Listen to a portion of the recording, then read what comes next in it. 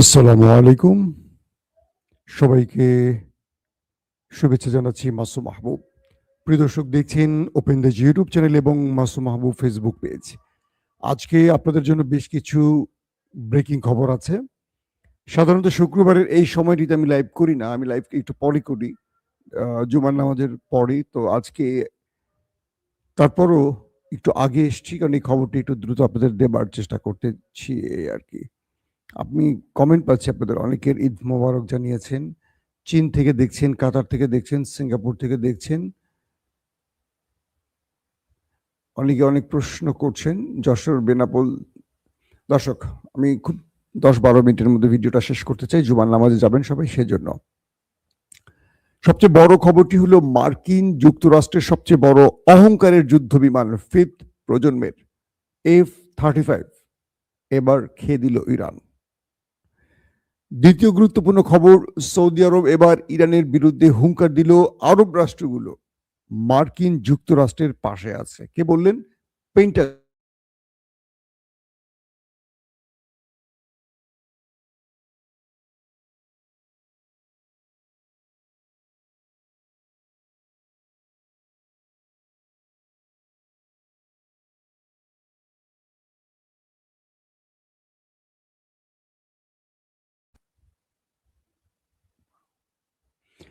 নেতানিয়াহুর সেই পরিকল্পনায় কি আছে চলেন আমরা এক নজর শুনে আসি। এছাড়া আরো অনেকগুলো খবর থাকবে। প্রথমে আমি আসি যে খবরটি দিয়ে সেটি বলি। ব্লুমবার্গ একটি শক্তিশালী গণমাধ্যম। তারা বলছেন যে এ পর্যন্ত আমেরিকা এবং ইরানের মধ্যে যে লড়াই হয়েছে সেই লড়াইতে ১৬টি মূল্যবান যুদ্ধবিমান হারিয়েছে মার্কিন যুক্তরাষ্ট্র। ১৬টি। একটা নয়, দুটো নয়, ১৬টি। এবং মূল্যবান ১০ থেকে ১৫টি ড্রোন, আমেরিকার অহংকারের ড্রোন ধ্বংস হয়েছে এই লড়াইতে। এবং বেশ কিছু যুদ্ধ জাহাজও শেষ হয়েছে। বলা হয়েছে বেশ কিছু ওয়ারশিপেও ইরান আক্রমণ করে ধ্বংস করে দিয়েছে। যে ফিরিস্তিটা দিলাম শুধু ব্লুমবার্গ বলছে এটা বিশাল একটা ধাক্কা আমেরিকার জন্য। এই খবরটি যখন ব্লুমবার্গ দিচ্ছি তখন ঘটে গেল আরেকটা গুরুত্বপূর্ণ ঘটনা। সেটা হলো মার্কিন যুক্তরাষ্ট্রের প্রেসিডেন্ট যখন অহংকার করে বলেন আমাদের F-35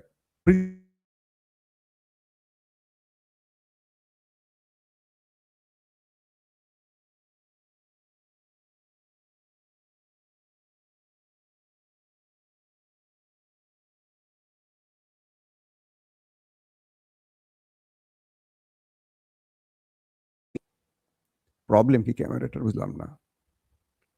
মার্কিন প্রেসিডেন্ট বলছেন আমাদের F-35 শত্রুর সীমান্তে ঢুকে যাবে, শত্রু খুঁজেও পাবে না, অ্যাটাক করে চলে আসবে। এরকম অনেক গুণগান গেলেন ডোনাল্ড ট্রাম্প। শুধু ট্রাম্প নয়, এটা মার্কিনীদের সবচেয়ে বড় অহংকারের যুদ্ধবিমান F-35।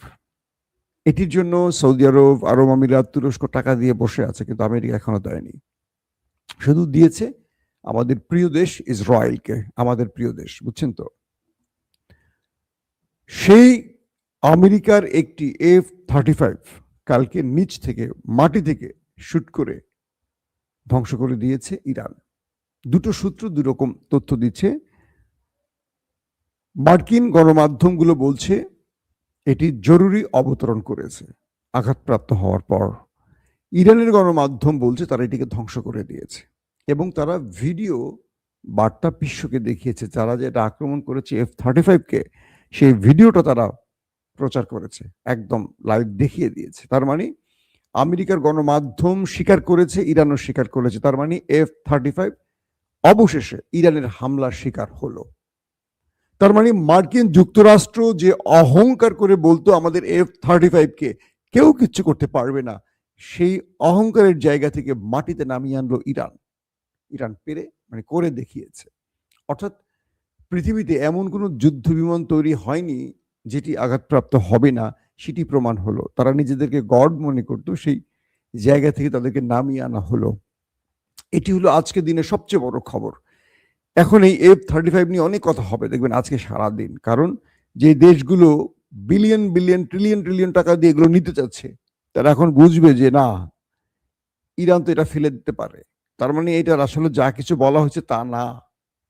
এটাকে নিয়ে আমেরিকা যত আগডুম বাগডুম বলছে, এটা আসলে তা না। এটা মানুষের তৈরি একটা জিনিস এবং এটা ধ্বংস হতে পারে।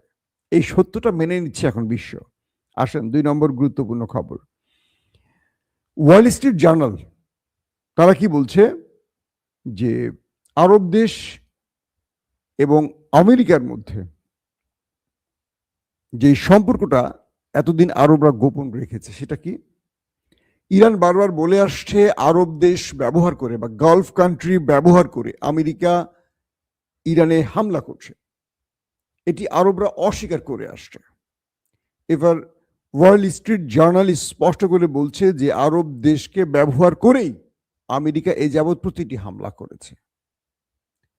মার্কিন গণমাধ্যম তারা বলে দিচ্ছে এটি ইরানের দাবি সত্য। তার মানে ইরান যেটা বলছে এটা সত্য, কিন্তু আরবরা এটাকে অস্বীকার করছে, এটা মানতে তারা রাজি না। কালকে আরবের পররাষ্ট্র মন্ত্রণালয়ের বৈঠক হয়েছে। আরবের পররাষ্ট্রমন্ত্রী তিনি স্টেটমেন্ট দিয়েছেন যে আমাদের ধৈর্যের বাঁধ ভেঙে গেছে, আমরা আর সহ্য করব না, আমাদের ভেতরে আক্রমণ হলে আমরা এর কঠিন জবাব দিতে এখন প্রস্তুত। ইতিমধ্যে সৌদি আরব ইরান পাকিস্তানকে গ্রিন সিগন্যাল দিয়ে বলছে তোমরা রেডি হও, যে কোনো সময় এই যুদ্ধে তোমাদের জড়াতে হতে পারে। এবং পিট হেক্সেট প্রতিরক্ষা মন্ত্রী, মার্কিন প্রতিরক্ষা মন্ত্রী বা পেন্টাগন প্রধান যাকে আমরা বলি, তার বক্তব্য আর সৌদির পররাষ্ট্রমন্ত্রীর বক্তব্য এক সুরে একই রকম লেগেছে। সৌদি আরব বলছে আমরা আমেরিকাকে কোনো প্রকার ভূমি বা আকাশ ব্যবহার করতে দিচ্ছি না। পিট হেক্সেট মার্কিন প্রতিরক্ষা মন্ত্রী বলছেন যে আমাদের পাশে আছে আরব রাষ্ট্রগুলো, আমরা যা কিছু করছি ইরানে প্রতিটি ক্ষেত্রে আরবদের সাথে পরামর্শ করে করছি, তাদের অনুমতি নিয়ে করছি। তাহলে সত্যটা কি এখন বলেন? পিট হেক্সেট বলে দিচ্ছেন যে আরবদের অনুমতি নিয়ে, আরবদের সাহায্য নিয়ে ইরানে হামলা হচ্ছে এবং ওয়াল স্ট্রিট জার্নাল তাই বলছে। কিন্তু আরবরা অস্বীকার করছে যে না, আমরা আমাদের ভূমি আকাশ দিচ্ছি না, কিন্তু ইরান আমাদের উপর হামলা করছে। এখন আরবরা কি জবাব দেবে ইরানকে? আরবদেরকে এখন মার্কিন প্রতিরক্ষা মন্ত্রীর বক্তব্যের বিরুদ্ধে তাদের সত্য প্রমাণ করতে হবে যে তারা আমেরিকাকে কোনো প্রকার সাহায্য করছে না। এই জায়গাটি এখন ভয়াবহ আকার তৈরি হচ্ছে। কি ভেতরে ভেতরে আরবরা সম্মিলিতভাবে আলাপ চালাচ্ছেন যে তারা সম্মিলিতভাবে ইরানে আক্রমণ করবে কিনা। এক, তারা বিশ্বের অন্যান্য মুসলিম দেশ যাদের কাছে আরবরা, যেমন আমরা বাংলাদেশ 54 বছর ধরে আমরা আরবদের পা চাটি। কারণ কি? আরবরা দিন শেষে আমাদের খেজুর দেয়, দুম্বার মাংস দেয়, কিছু অনুদান দেয়, কিছু মসজিদ মাদ্রাসা করে দেয়। আর আমাদের রাজনৈতিক নেতারা, আওয়ামী লীগ, বিএনপি, জাতীয় পার্টি যারা ক্ষমতায় ছিলেন, এই নেতারা এসব দেশ থেকে ভিক্ষা করে আনেন। এই দেশে আনার পর সেই টাকাগুলি আবার তারা সুইস ব্যাংকে জমা করেন, আমাদের ঘাড়ে ঋণের বোঝা রেখে দিয়ে। বুঝেন নাই? রাষ্ট্রীয় কোষাগার থেকে আপনি উপহার দিবেন, আপনি প্রধানমন্ত্রী, আপনি আপনার দলের নেতা কর্মীদের উপহার দিবেন, ভালো কথা, রাষ্ট্রীয় কোষাগার থেকে দেন, ভালো, খুবই উন্নত মানের চিন্তা ভাবনা। আমাদের রাজনৈতিক নেতারা কি করতেন? এইসব ধনী দেশ থেকে ভিক্ষা করে আনতেন, সবাইকে বলতেন যে আমরা গরিব দেশ, আমাদের জনগণ না খেয়ে মরে, আমাদের জনগণকে খাওয়াতে হবে। টাকাগুলো এনে তারা কি করতেন? জনগণের জন্য ধরেন সামান্য কিছু থোক বরাদ্দ ভিক্ষা রেখে বাকিটা তারা নিজেরা ভাগ বাটোয়ার করে বিভিন্ন কি বলবো কি প্রোগ্রামের নাম দিয়ে আর কি বিভিন্ন উন্নয়ন বাজেট তৈরি করে, ফেক বাজেট তৈরি করে এগুলো আবার সুইস ব্যাংকে বা বেগমপাড়া জমা করে আসছেন আমাদের রাজনৈতিক নেতারা। আর এ কারণে ওই দেশ যখন আমাদের ডাকে, সৌদি আরবদের মতো, মিস্টার ওয়াকার, এই মিস্টার আসিম মনির দ্রুত আয়, যুদ্ধ করতে হবে, টুটুট করে দৌড় মারে। কারণ আসিম মনির আর ওয়াকারদের কিছু হবে না। কেন? তারা তো দেশে বসে থাকবে, পাঠিয়ে দিবে সোলজারদের, সেনাদের, টাকাগুলো আসবে। এই সময় আর্মিরা, যুদ্ধটা হলো আর্মিদের জন্য ব্যবসা। পেন্টাগন $2 বিলিয়ন মার্কিন ডলার চেয়েছে যুদ্ধের জন্য। এই যে অস্ত্র বেচা কেনা, আহা, যুদ্ধ মানি হলো অস্ত্র ব্যবসায়ীদের ঈদের দিন, সেনাবাহিনীর ঈদের দিন। যারা যুদ্ধ করে মাঠে তাদের জন্য আবার ঈদ না, তারা তো গুলি খায়, বোম খায়, যা খাওয়ার খায়। যারা নেপথ্যে যুদ্ধের মাস্টার মাইন্ড, তারা এই সময়টা হিউজ টাকা আয় করে। এখন সৌদি আরব ইরানের বিরুদ্ধে হুমকি দিয়েছে, পররাষ্ট্রমন্ত্রী স্টেট হুমকি দিয়েছে যে আমাদের ধৈর্যের বাঁধ ভেঙে গেছে, আর সহ্য করব না। তুমি আমার উপর আক্রমণ করলে এবার আমি প্রতিঘাত করব, সম্মিলিত প্রতিঘাত করব। কে বলছে? সৌদি আরব। তারা তারা বলছে যে আমরা আমাদের ভূমি ব্যবহার করতে দিচ্ছি না। এখন পেন্টাগনের যিনি প্রধান তিনি বলে দিয়েছেন যে আমরা মধ্যপ্রাচ্যকে, গালফ কান্ট্রিকে সাথে নিয়ে ইরানে হামলা করছি। তাহলে এখন কি বলবে সৌদি আরবের পররাষ্ট্রমন্ত্রী? নাকি এখানে ব্ল্যাকমেলিং এর কোনো খেলা চলছে? দর্শক, গেল এই বিষয়টি। তারপরের গুরুত্বপূর্ণ খবরটি হলো যে মার্কিন গণমাধ্যম দি ইকোনমিস্ট একটা চমৎকার পিকচার দিয়েছে। সেখানে দেখা গেছে ডোনাল্ড ট্রাম্পের মাথায় একটা ক্যাপ, চোখ ঢেকে আছে।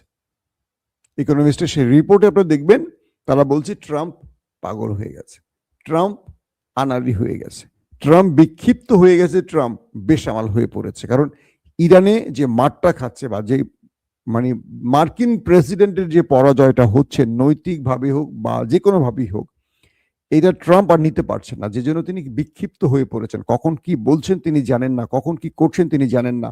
তিনি ইরানের প্রতি তার রাগ আর সামলাতে পারছেন না। কিরে ছোট্ট ইরান, তোকে আমি মারি, তুই উল্টো আমাকে জবাব দিচ্ছিস, আবার তুই আমার কান মলে দিচ্ছিস, আমাকে ঠ্যাং ভেঙে দিচ্ছিস, হাত ভেঙে দিচ্ছিস, এত বড় তোর সাহস?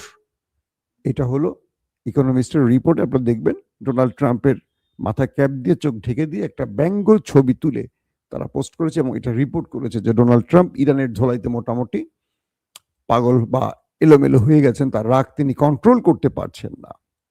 দর্শক, তারপরের গুরুত্বপূর্ণ খবর, মিস্টার নেতানিয়াহুর একটি স্টেটমেন্ট পেয়েছি। সেখানে তিনি বলছেন যে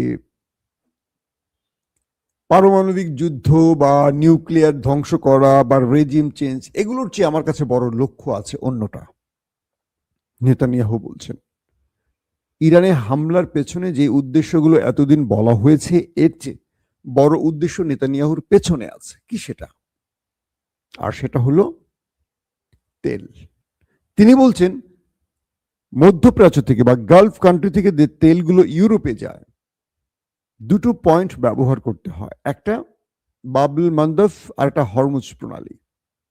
কিন্তু এই দুটো প্রণালী ব্যবহার না করে, সাগর পথ বাদ দিয়ে, এই পথটি বাদ দিয়ে মধ্যপ্রাচ্য চাইলে সৌদি আরব, জর্দানের ভেতর দিয়ে পাইপলাইন দিয়ে সকল তেল ইসরায়েলে পাঠাতে পারে এবং পুরো ইউরোপ এই তেলটা নেবে ইসরায়েল থেকে। ও হো হো হো হো, কি দুর্দান্ত পরিকল্পনা মামার। মামার গেম বুঝতে পারছেন? কি গেম নিয়ে মামা হাজির হয়েছে নেতা কাকু আমাদের। তিনি বলছেন আরব, তোমাদের তেল হরমুজ এবং বাবুল মান্দাব দিয়ে না পাঠিয়ে তোমাদের তেল এবার তোমরা ইসরায়েলে কেন্দ্র করো, পাইপলাইন দিয়ে সকল তেল ইসরায়েলে এসে ঢুকবে, ইসরায়েল এখান থেকে এই তেলগুলো ইউরোপের কাছে পাঠাবে। মানে গালফ কান্ট্রি টাকাটা এখন আরামসে খাবে ইসরায়েল। পাশাপাশি সকল ইউরোপ ইসরায়েলের কাছে ধর্ণা দিতে হবে, ইসরায়েলের কাছে কবজি বন্দী করতে হবে। কারণ সকল ইউরোপীয় রাষ্ট্র তেলটা নেবে ওই দেশটির ভেতর থেকে। তার মানে তাদের কবজায় থাকতে হবে, তাদের কাছে নত হয়ে থাকতে হবে। ইসরায়েল যেভাবে চালায় আমেরিকাকে, সেভাবে পুরো ইউরোপকে চালাবে। এই গেমটি, এটি নিয়ে আমি পরে আরেকটা ভিডিও করব। পুরো বাবুল মান্দাব বা হরমুজ প্রণালীর বিকল্প কি হতে পারে ম্যাপট্যাপ দিয়ে। আজকে শুক্রবার, আজকে না করি, আজকে কিছু গুরুত্বপূর্ণ খবর দিয়ে শেষ করি। রাতে ব্যাপক অ্যাটাক হয়েছে নেতা কাকুর বাড়িতে এবং ইরান যে বলেছিল যে আমাদের যেখানে হামলা হবে শত্রু সেখানে হামলা করব, সেই হিসেবে তাদের তেল শোধনাগারে বড়সড় হামলার ঘটনা ঘটে গেছে। কাদের? নেতা কাকুর। ভিডিও ফুটেজ দেখা গেছে তাদের কয়েকটি তেল ডিপো, তেলের শোধনাগার জ্বলছে, সারা আকাশ কালো হয়ে গেছে। ইরান কথা রাখছে। মজার বিষয় হলো প্রতিদিন যে কথাগুলো দিচ্ছে প্রত্যেকটা কথা কয়েক ঘন্টার মধ্যে তারা রাখছে। তারা শুধু আওয়াজ দিচ্ছে না। এতদিন ইরানকে মনে হতো তারা আওয়াজ দেয়, কাজ করে কম, বলে বেশি। কিন্তু ইরান এখন যেটা বলছে সেটাই করছে। তারা বলছে আমাদের দেশের প্রধান গ্যাস ক্ষেত্র শেষ, তারা সঙ্গে সঙ্গে কাতার একটা শেষ করে দিয়েছে। তারা বলছে আমাদের তেল শোধনাগারে হিট, খারদ্বীপ, তারা দুবাই এবং সৌদি আরবের তেল শোধনাগারে মারছে। এবং তারা আজকে অবশেষে মানে গত রাতে তারা ইসরায়েলের তেল শোধনাগারে হিট করেছে এবং সেটাকে মোটামুটি যা করার করেছে। তার মানে এবার ওরা বুঝবে, এবার নেতা কাকু বুঝবে যে কি ভুলটা আমরা করছি। অর্থাৎ তারা, ইরান যেটা বলছে সেটা করে তারা দেখাচ্ছে। এবং ম্যাসিভ আকারে আরো কয়েকটা গুরুত্বপূর্ণ স্থানে হিট হয়েছে, সামরিক টার্গেটেও হিট হয়েছে। বলা হচ্ছে গত রাতে ওই দেশটির অনেকেই ওপারে চলে গেছেন, পটল তুলেছেন, এমন খবর আসছে। আমরা হয়তো আজকে দিনের পরবর্তী ভিডিওতে বাকি আপডেটগুলো আপনাদের দিতে পারবো। দর্শক, এখন জুমার নামাজের টাইম হয়ে গেছে, আপনাদের সবাই নামাজে যেতে হবে। আমার জন্য অবশ্যই দোয়া করবেন। আবার মুসলিম বিশ্বের সবার জন্য দোয়া করবেন। যারা আজকে ঈদ উদযাপন করছেন তাদের জন্য ঈদ মোবারক।